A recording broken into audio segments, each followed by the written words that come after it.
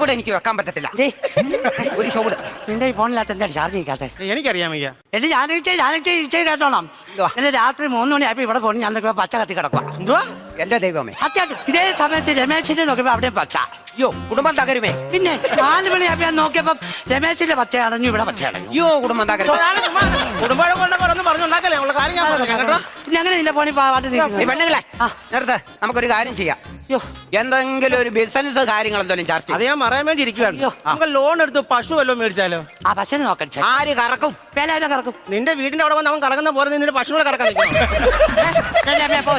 നിന്റെ വിചാരം എന്തോടി? പൂച്ച കണ്ണ് കുടിച്ച് പാല് കുടിച്ച് അറിയത്തില്ലെന്നാണ് വിചാരം.